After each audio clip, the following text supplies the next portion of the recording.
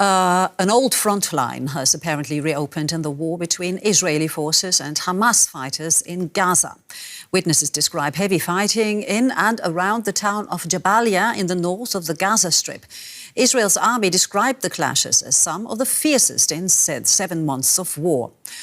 Hours earlier, the military had recovered the bodies of 3 Israeli hostages in Gaza. Among them is German-Israeli Shani Louk, whose body was seen in the back of a pickup truck in videos of the October 7th terror attack. She was declared dead later that month after fragments of her skull were found.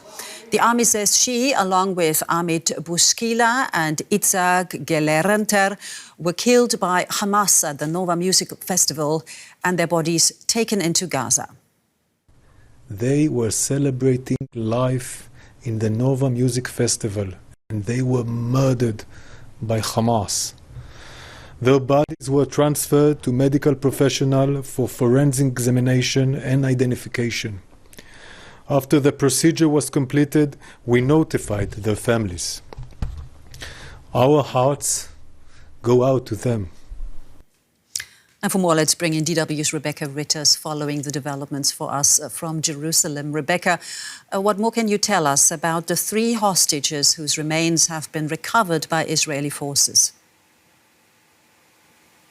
Well, Monica, these 3 bodies, the 3 bodies of the latest hostages that have been recovered, were done so after an operation that Daniel Hagari, the Israeli military spokesman who you just heard from there, said was an operation that had been going on for some time. He didn't give any more details about just where these bodies were recovered, probably for intelligence reasons, preferring to keep that information under wraps. Now, these 3 people were taken, as you just said, from the Nova Music Festival. It was thought for a short time that Shani Louk, that German-Israeli, was alive, but it was confirmed in October that she had been killed. Her father telling reporters after news that her body had been recovered that, it was very sad, of course, but that they had been expecting this, while the families of the other 2 bodies that were recovered were, had a double shock because they were still holding out some hope that their loved ones would be found alive and would be released. So dealing with the realisation that those 2 people had been killed. Now, local media is reporting an Israeli hostage negotiator saying that a Rafah operation would severely risk the hostages' lives, that it would put the hostages' lives in danger. And we know that Netanyahu, Prime Minister Benjamin Netanyahu, and many of his government have been saying that military pressure is desperately needed in order for Hamas to come to some agreement. But this Israeli negotiator saying that actually it may just cause Hamas to double down and therefore not reach any agreement. So saying that the Rafah operation is incredibly dangerous for the Israeli hostages and, of course, the hostage families here in Israel still desperately waiting and very nervous about what's going to happen in the future. Yeah. And, of course, we also just heard that Israel is describing fresh and fierce battles with Hamas fighters in Jabaliya in the north of Gaza.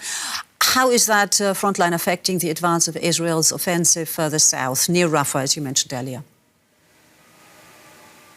Well, there is fighting right across the Gaza Strip going on, and we have been hearing that Jabaliya, the troops entered more than a week ago now, and they have been refighting there. Now, the Israeli troops had cleared pretty much the northern Gaza Strip. They had said they had completed that operation, but now they have begun it, they say, so that more Hamas fighters can't regroup in those areas. But eyewitness reports on the ground have said that residential areas have been targeted, buildings, and, that residential people sheltering there have been targeted. So a very intense situation happening right across the Strip still. Rebecca Ritters there in Jerusalem. Thank you so much, Rebecca.